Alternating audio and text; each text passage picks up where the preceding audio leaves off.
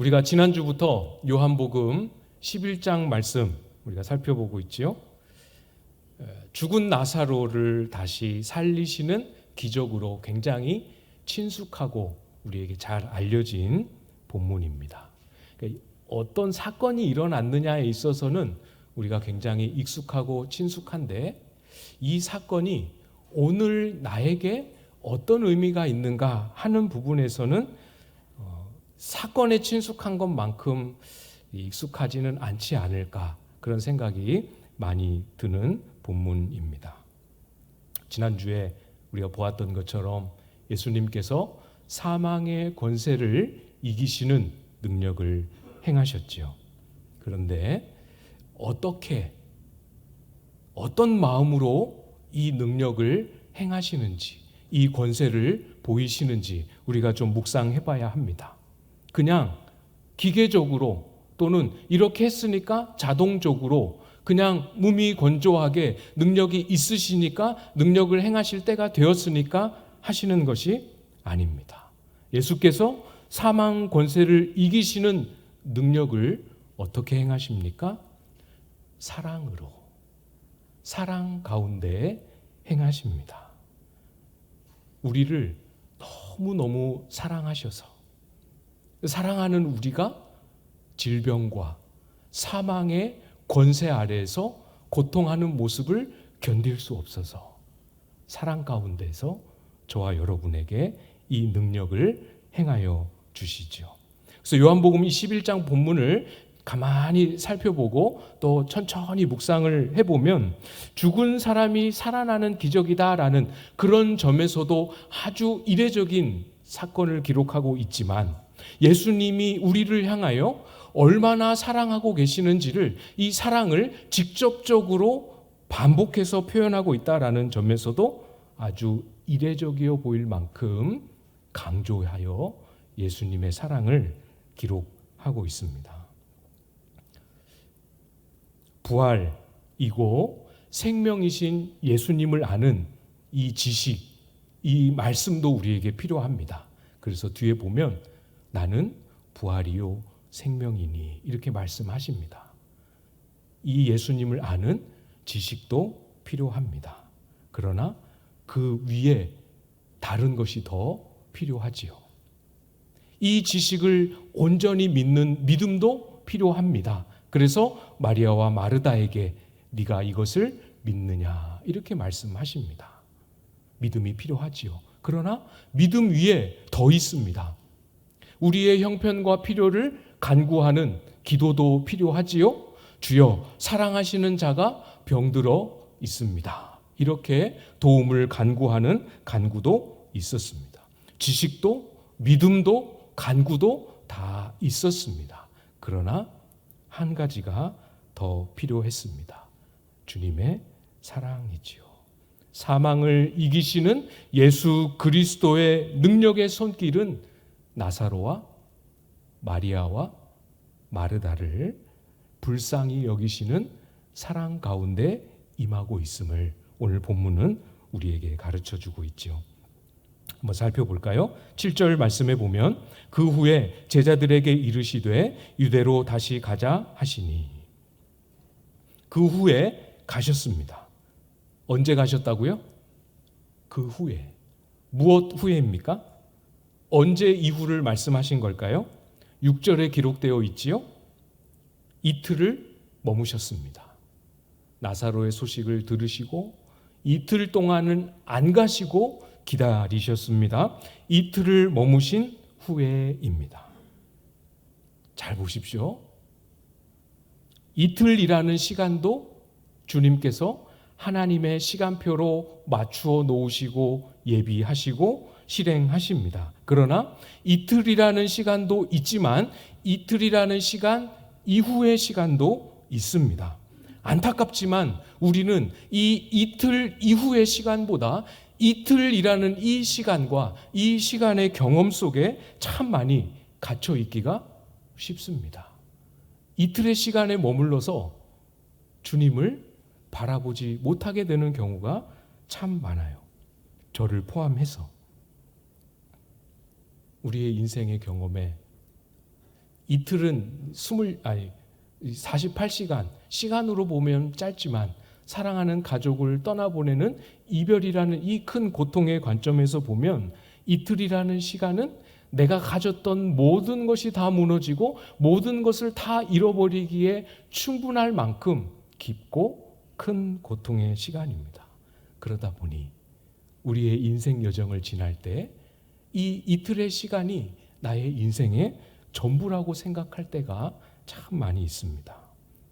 이 시간 동안 우리가 느끼는 외로움, 이 시간 동안 우리가 느끼게 되는 거절감, 좌절감, 상실감, 이게 전부라고 생각합니다. 이틀 동안 나사로는 이미 죽었습니다. 나사로는 시신이 되어 있고 이미 그 가정은 장례가 진행되었습니다. 이 이틀의 시간 동안 시신이 되어 있는 나사로, 아무런 소망 없이 장례를 진행할 수밖에 없는 그 현실에만 주목하지, 이틀이라는 시간이 끝났을 때 우리 주님께서 무엇을 예비하시고 이틀이라는 시간 이후에 우리 주님께서 무엇을 행하실지를 주목하지 못하기 참 쉽지 않습니까? 여러분, 이제까지는 그럴 수 있다 쳐도 오늘 이후부터는 여러분 잘 기억하십시오. 이틀이 끝이 아니고 그 후회가 있습니다. 그 다음에 하나님의 때, 하나님이 예비하신 그 다음에 시간표가 있음을 여러분 잘 기억하십시오. 침묵하시고 그렇게 간절히 기도해도 응답하지 않으시고 주께 내버려 두시고 장례가 진행되어도 들여다보지도 않으시는 것, 이것이 끝이 아닙니다. 전부가 아닙니다. 하나님의 때, 그 후 하나님의 때에 예수님은 그 집으로 나사로를 향하여 찾아오시지요. 기도하면서 하나님을 의지하는 마음으로 살려는 이 신앙적인 열정과 열망이 충만할수록 우리는 이 이틀의 경험이 많아지게 됩니다. 하나님을 안 바라보면, 하나님을 안 찾고 하나님 의지하지 않으면 기다리는 이 아픔을 겪을 이유가 없지요. 그냥 내가 할 수 있는 거 내가 해버리면 되니까. 여러분, 진짜 성숙한 신앙은 내가 기도하는 족족 곧바로 금방금방 빨리빨리 응답이 되더라, 여기에 있는 게 아닙니다.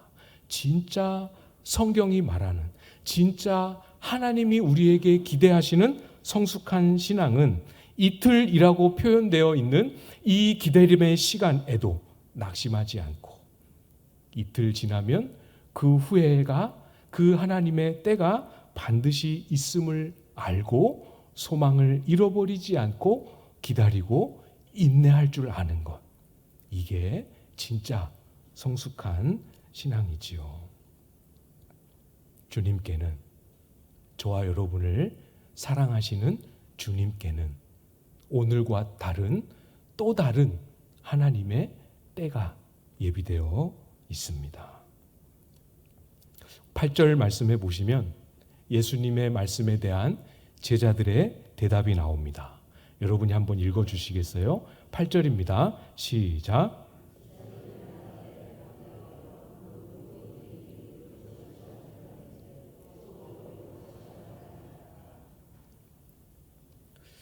나사로가 살고 있던 동네, 오늘 그 11장 앞부분에 보면 베다니라고 소개되어 있습니다.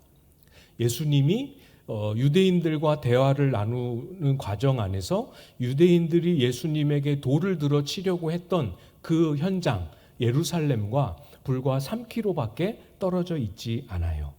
그러니까 유대로 가자 하시는 이 말씀은 다시 그 예루살렘으로 돌아가자 하는 그 말씀으로 제자들의 귀에 들린 것으로 이해할 수 있겠죠. 그러니까 지금 제자들이 예수님에게 보이고 있는 반응, 염려, 반대, 우려는 사실 맞는 말입니다.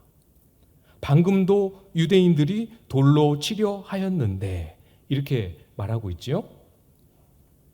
이 방금도라는 표현을 좀 생각해 보십시오. 아주 쉽게 생각할 수 있는 것은 바로 앞장에 요한복음 10장에 제가 방금 말씀드렸던 실제로 유대인들이 예수님을 향하여 돌을 들어 치려고 했던 31절의 사건을 의미합니다. 이해되시죠? 그런데 그 시점으로 시간이 많이 지났습니다. 예수님은 요단강 저편에 가셔서 또 다른 사람들을 만나셨고 그들에게 예수님을 나타내셨고 많은 사람들이 예수님을 믿도록 시간을 가지셨습니다. 그래서 이 방금도를 해석할 때 요한복음 10장 31절의 시간도 포함되겠지만 그 이후에 계속해서 유대인들이 예수님을 죽이려고 계속해서 예수님을 찾고 다닌다는 소문이 들려오는 거죠. 그런 의미에서 방금도라고 표현한 겁니다. 지금도 예수님을 잡으려고 유대인들이 눈에 불을 켜고 찾고 있습니다. 그러니까 지금 유대로 가는 것은 맞지 않죠? 너무 위험합니다. 물론 어떻게 해서 잡히지 않을 수 있고 돌에 맞지 않을 수는 있을지 모르지만 큰 소동과 큰 불안과 염려에 직면해야 합니다. 안전하지 않습니다. 평안하지 않습니다. 위험합니다. 잘 보십시오. 이것이 바로 제자들의 기준입니다. 제자들이 시간표를 나름대로 만들고 그 시간표에 따라 움직이는 원칙이요 기준입니다. 그게 무엇입니까? 안전과 평안이지요. 예수님이 이 안전과 평안 때문에 예루살렘에서 나오셨다. 제자들은 그렇게 생각합니다. 그래서 요단강 저편에서 다른 사람들을 만나시게 된 것이 돌을 들어 예수님을 치려는 유대인들을 피한 것이고, 그러니까 지금 이 시점에서 다시 유대로 돌아간다라는 것은 예수님이 잘못 판단하시는 거다, 이렇게 생각을 하고 있는 거죠. 제자들의 판단 기준 이해가 되시지요? 여러분 잘 생각해 보십시오. 제자들만 그런 기준으로 시간표를 정하고 움직이는 게 아닙니다. 사실은 우리도 그렇지 않나요?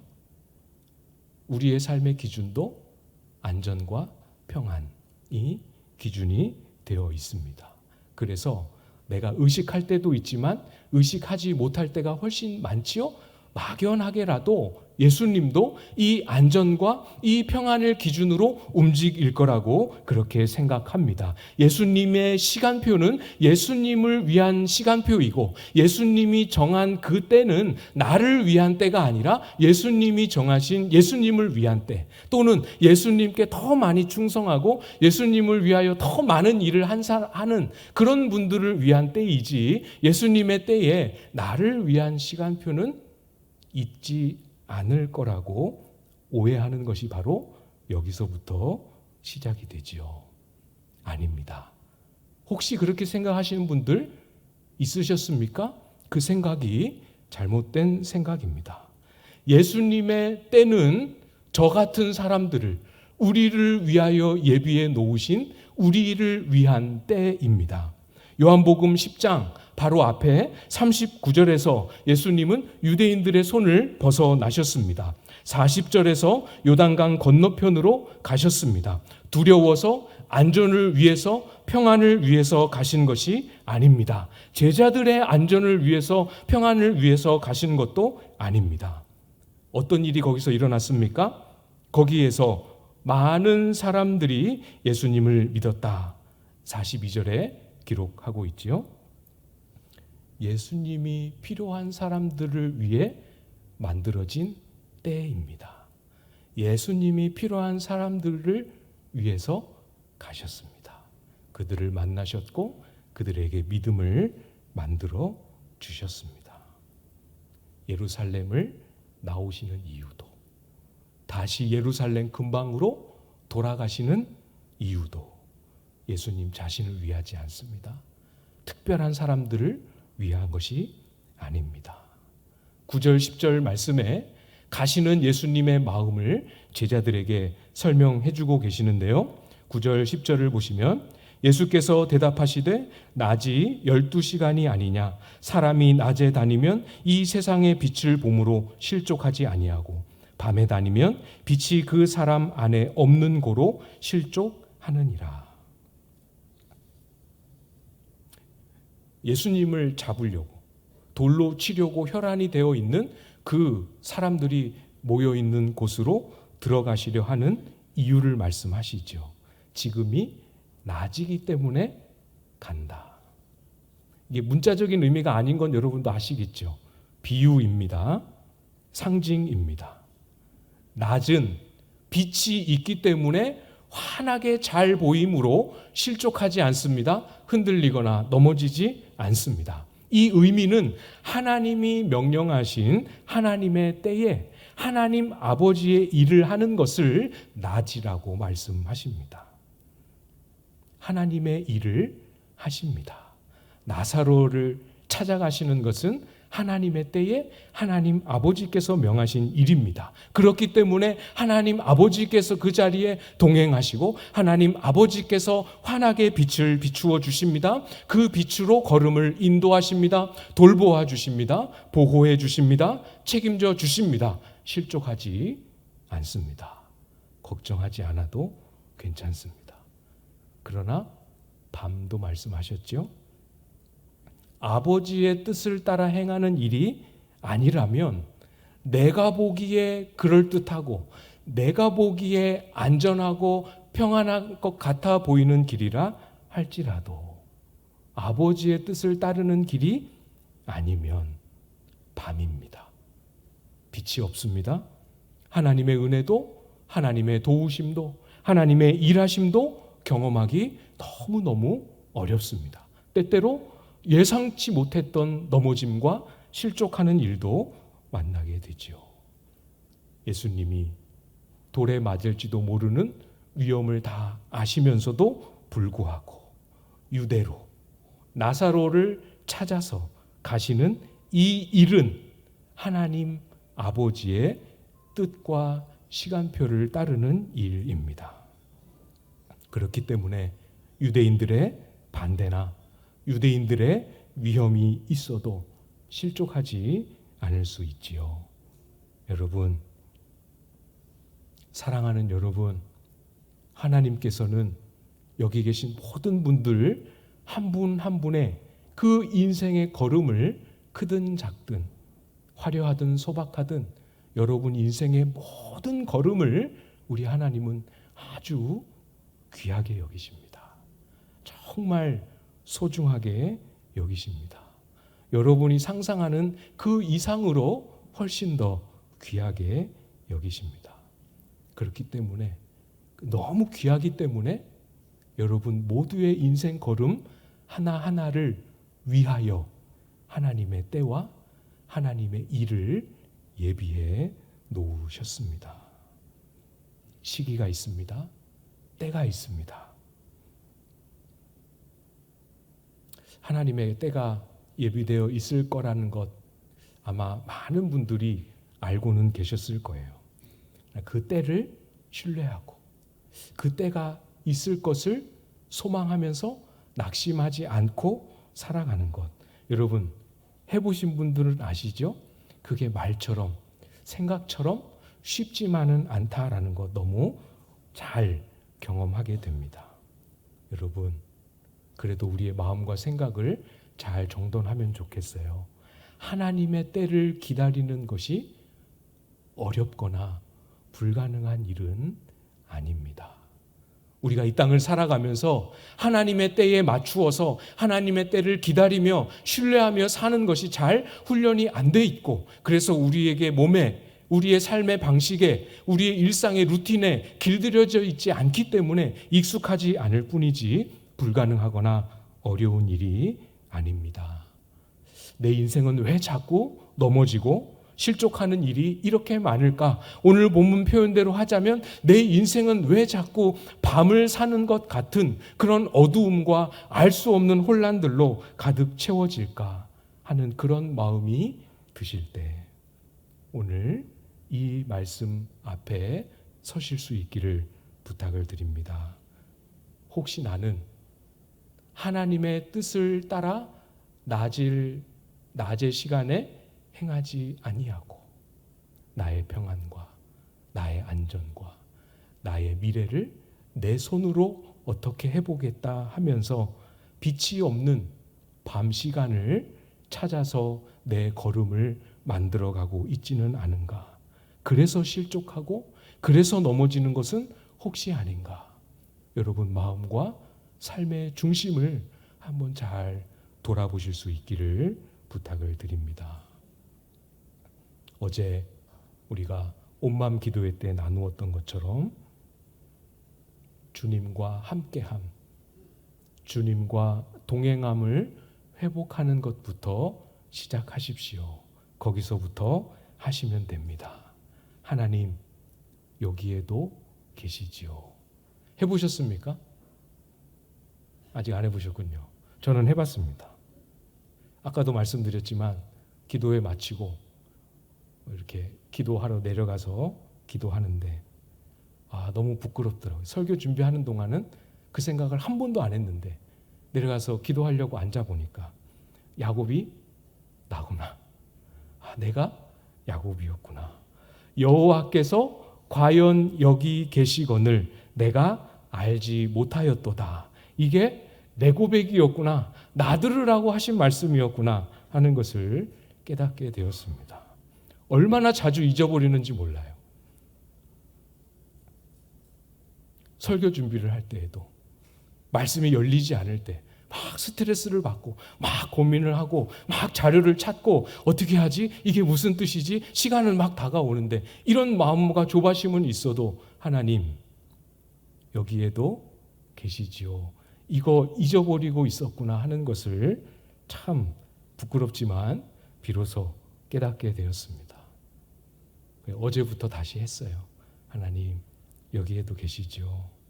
마치 이 모든 짐을 혼자 다 질 수 있는 것처럼 질 수 있지도 못하면서 하나님이 안 도와주시고 자기 힘으로 다 해야 할 것처럼 고민의 짐, 기도의 짐 다 짊어지고 있는 어리석은 모습이 제 모습이 보이더라고요. 여러분은 어떠십니까? 해보십시오. 하나님 여기에도 계시지요. 주님의 임재와 동행하심 저의 모든 삶의 순간에 회복시켜 주옵소서. 여기서부터 우리의 인생의 걸음이 밤에서 벗어나서 낮을 다니며 주님의 비추심을 따라 나아갈 수 있게 됩니다. 꼭 해보십시오. 주님의 기다림의 때를 지나서 하나님이 예비하신 그 때가 오게 될 때 우리는 비로소 사랑 가득 담긴 주님의 얼굴을 만나게 됩니다. 천국 가서도 만나게 되지만 이 땅에서도 우리는 그 주님의 음성을, 그 주님의 얼굴을 만나게 되지요. 11절 말씀입니다. 11절 말씀 우리 같이 한번 읽어볼까요? 시작. 이 말씀을 하신 후에 또 이르시되 우리 친구 나사로가 잠들었도다. 그러나 내가 깨우러 가노라. 잘 보십시오.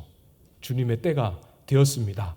나사로를 향하여 발걸음을 옮기십니다. 그때 이 예수님 안에 가득 사랑을 담으신 채로 말씀하심으로 주님의 음성을 들려주심으로 만물을 새롭게 하시는 또 한 번의 새롭게 하시는 역사가 이루어집니다. 사랑 가득 담은 말씀으로 모든 깨어지고 어그러진 질서를 바로잡고 계십니다. 우리 친구 나사로가 잠들었다. 그러나 내가 깨우러 간다. 여러분, 나사로도 마리아와 마르다도 스스로 버림받은 것 아닌가 생각했을지 모르지만 버림받은 게 아닙니다. 버림받은 것 같은 경험이 주어진 것은 사실이지만 버림받은 게 아닙니다. 나사로를 향하여 한 번도 흔들리거나 한 번도 약해 본 적 없었던 그 예수님의 사랑은 나사로를 향하여 우리 친구 나사로라고 말씀하십니다. 버려진 것이 아니라 하나님의 때를 위하여 기다린 것이었습니다. 여러분, 나사로의 소식을 예수님만 들은 게 아닙니다. 그 곁에 있었던 제자들도 다 들었습니다. 예수님, 나사로가 죽을 병에 걸렸다는데 왜 안 가십니까? 아무도 물어보지 않습니다. 나사로의 소식을 외면했던 제자들의 마음도 새롭게 고쳐주시죠. 나사로를 향하여 나의 친구 이렇게 말씀 안 하시고 우리 친구 이렇게 말씀하셨습니다. 너희 친구이기도 하지 않니? 내가 잠자는 너희 친구 나사로를 이제 살리러 간다. 주님께서 하나님의 때가 되어 우리 가운데 그 얼굴빛을 드러내실 때 이렇게 깨어진 관계도 회복시켜 주십니다. 무엇보다 나사로에게 그리고 그의 가족들에게 한없는 무력함과 절망을 안겨주었던 사망을 향해서도 예수님은 선포하십니다. 잠든 것이다. 그러나 이제 내가 깨우러 간다. 어떻게 누가 사망을 향하여 이미 생명을 잃은 지 오래된 그 시신을 향하여 잠든 것이다. 내가 깨워줄 것이다. 누가 이렇게 말할 수 있겠습니까? 이런 은혜가 나사로의 임종 이후에 있을 줄 누가 알았겠습니까? 나사로가 알았겠습니까? 그의 누이 마리아와 마르다가 알았겠습니까? 예수님 곁에 나사로의 소식을 듣고 외면했던 제자들이 알았겠습니까? 아무도 몰랐습니다. 아무도 상상할 수 없는 일이었습니다.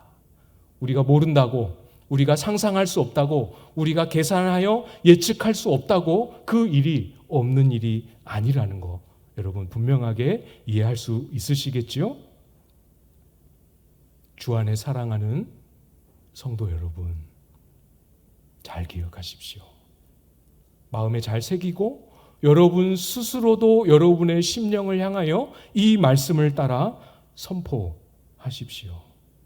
예수님이 오시지 않았던 이틀의 시간은 여러분의 인생의 전부가 아닙니다. 여러분이 겪어왔던 그 이틀이 2년이 되고 20년처럼 여겨졌던 그 여러분의 절망과 좌절과 실패의 여정이 여러분의 인생의 전부도 끝도 마지막도 아닙니다. 예수님이 오시지 않았던 그 이틀 동안의 장례, 그 이틀 동안 가족을 시신으로 마주해야 했던 그 가족들, 그 이틀 동안의 예수님의 침묵과 공동체의 무관심, 전부가 아닙니다.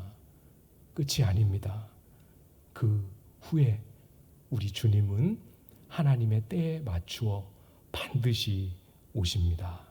만물을 새롭게 하시는 사랑과 능력 가득한 말씀의 권능으로 우리에게 찾아오십니다. 아무도 상상하거나 기대할 수 없었던 일을 예비해 놓으시고 그 일을 이루시기 위하여 임하여 주십니다. 그 얼굴빛을 저와 여러분을 향하여 비추시는 그 때가 우리 모두에게 예비되어 있습니다. 여러분 마음에 이 소망이 살아나십니까? 이 소망이 살아날 수 있기를 축복합니다. 반드시 나에게도 주님이 예비하시는 그 후에, 그 날, 그 얼굴빛을 비추어 주시는 그 때가 예비되어 있구나. 마치 이미 얻은 것처럼, 이미 그 날을 소유한 것처럼 생생한 감격과 확신으로 이 소망이 여러분의 심령 속에 살아나고 그 소망으로 오늘의 삶을 믿음으로 잘 인내하며 견디며 살아가는 저와 여러분들 다 되실 수 있기를 주님의 이름으로 축복합니다.